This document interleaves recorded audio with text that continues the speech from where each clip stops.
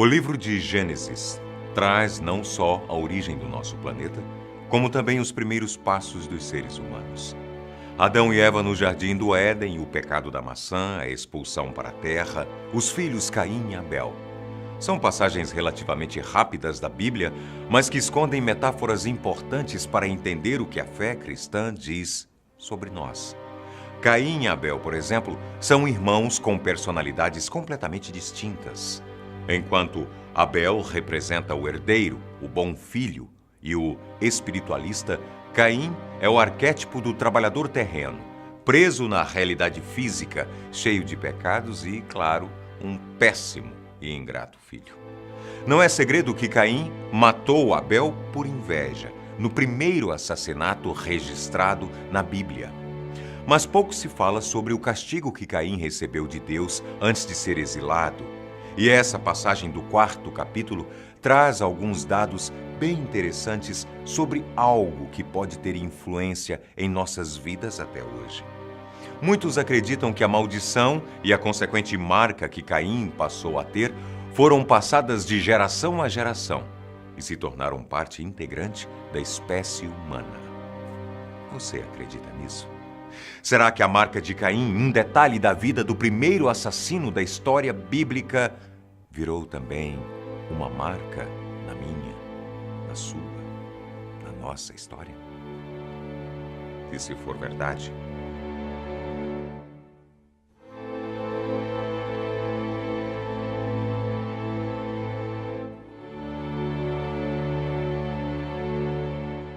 Caim e Abel são polos extremos do comportamento humano.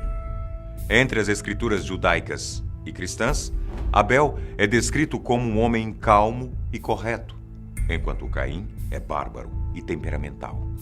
Elas dizem também que Abel foi pastor de ovelhas e Caim foi lavrador da terra, mostrando a dualidade entre o nomadismo dos pastores e o assentamento dos fazendeiros. Um certo dia, ambos resolveram utilizar o resultado de seu trabalho como oferenda para Deus. Caim ofereceu frutas e grãos. Abel, carne fresca e gordura de suas ovelhas. Inicialmente não é explicado o motivo, mas Deus aceita a oferenda de Abel e ignora a de Caim. As explicações são variadas. Em Levítico, Deus menciona que o sacrifício deve ser feito com gado, o que inutilizaria a oferenda de Caim. Já no Novo Testamento, na Epístola aos Hebreus, são ditas as seguintes palavras: pela fé, Abel ofereceu a Deus maior sacrifício do que Caim, pelo qual alcançou o testemunho de que era justo, dando Deus testemunho dos seus dons, e por ela, depois de morto, ainda fala.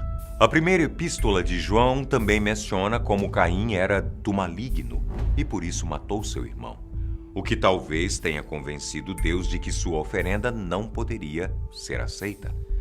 A resposta mais convincente, portanto, é a oferenda de Caim não teve a mesma fé ou bondade que a de Abel e por isso Deus não se importou com sua colheita. Esse foi o motivo principal que levou Caim a assassinar seu irmão logo depois, mesmo que ele tenha sido advertido quanto a dominar seus desejos. No entanto, o Midrash judaico também menciona uma possível influência feminina na história. Caim e Abel teriam irmãs gêmeas com as quais eles casariam, mas a prometida de Abel seria mais bonita e isso teria levado à inveja incontrolável de Caim. Outra interpretação também diz que Caim tinha inveja não de uma pessoa, e sim do próprio gado de Abel. A morte de Abel também é alvo de uma série de variações. O Midrash diz que os irmãos tiveram uma luta e que Abel era, na verdade, mais forte que Caim e acabou por poupar sua vida após vencer o combate. Porém, Caim aproveitou a guarda baixa do irmão e o assassinou. O Alcorão vai ainda mais longe e diz que Abel, sabendo que não poderia convencer o irmão a não matá-lo, simplesmente não ofereceu resistência, se tornando o símbolo primário do pacifismo na fé muçulmana. Mas todas as interpretações e escrituras têm o mesmo desfecho. Caim mata Abel e é castigado pelo Senhor. E disse Deus: que fizeste? A voz do sangue do teu irmão clama a mim desde a terra. E agora maldito és desde a terra, que abriu a sua boca para receber da tua mão o sangue do teu irmão. Quando lavrares a terra, não te dará mais a sua força. Fugitivo e vagabundo serás na terra. Então disse Caim ao Senhor: é maior a minha maldade que a que possa ser perdoada? Eis que hoje me lanças da face da terra, e da tua face me esconderei, e serei fugitivo e vagabundo na terra.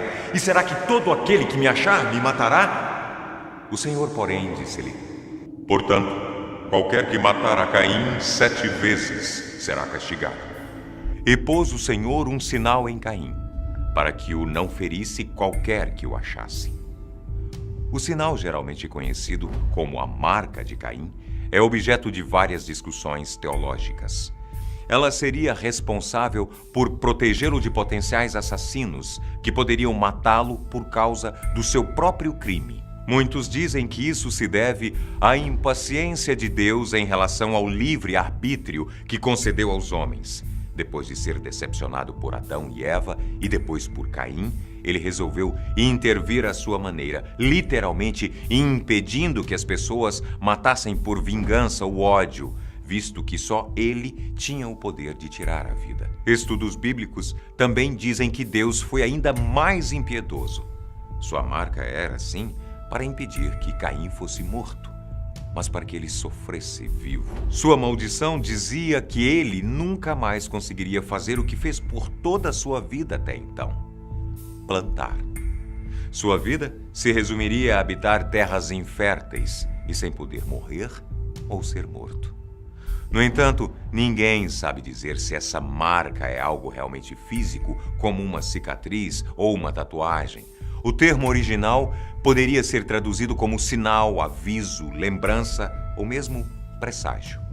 O que pode querer dizer que a marca foi apenas algum tipo de augúrio professado por Deus. Uma interpretação dessa história acabou tomando proporções gigantescas com o tempo. Segundo o cristianismo sírio, essa marca seria nada menos que uma coloração escura na pele. Mas não no sentido racial e sim literal. Deus, tomado por ódio, teria agredido Caim a ponto de seu rosto enegrecer como carvão. Com o tempo, as escrituras sírias e armênias dedicadas a esse ponto de vista foram sendo esquecidas, bem como o fato em si. Entretanto, essa interpretação acabou ganhando novos ares com o protestantismo, o que incentivou vários grupos a justificar nada menos que a escravidão com base no rosto negro de Caim. Para eles, todos os descendentes de Caim, que representaria o pecado e a maldade, carregavam consigo a marca e a maldição em seu tom escuro de pele. Isso também aconteceu no mormonismo, que ainda afirmava que eles também possuíam a maldição de Canaã, neto de Noé, o servo dos servos. Era mais do que bastante para que os negros começassem a ser discriminados com pretensos fundamentos bíblicos. Essa justificativa ficou famosa entre os séculos XVIII e XIX, durante o comércio de escravos pelo Oceano Atlântico para países europeus, os Estados Unidos e o Brasil. Outro desdobramento dessa interpretação impedia que os negros buscassem uma vida no sacerdócio, em especial a Igreja de Jesus Cristo dos Santos dos Últimos Dias. Após muitos anos, ela publicou uma declaração oficial condenando as práticas passadas em nome de uma suposta inferioridade da população negra. Hoje em dia não se liga mais à marca de Caim a qualquer questão racial. O termo se tornou sinônimo de qualquer tipo de estigma físico que alguém ou um grupo carregue por causa de algo que fez ou seus antepassados fizeram. Muitos também dizem que mesmo que os descendentes de Caim tivessem algum tipo de maldição, todos teriam sido eliminados durante o dilúvio. Exceto, é claro, se alguém da família de Noé tivesse parentesco com ele, o que não é identificado em qualquer passagem. Ainda assim, há quem insista em uma linhagem de pessoas, de um jeito ou de outro, protegidas ou amaldiçoadas por Deus até hoje. E bem, E se for verdade?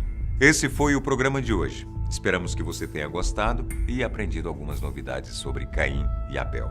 Deixe a sua opinião sobre o assunto aqui embaixo na seção dos comentários e nos vemos em um próximo vídeo. Até lá, um abraço. Tchau.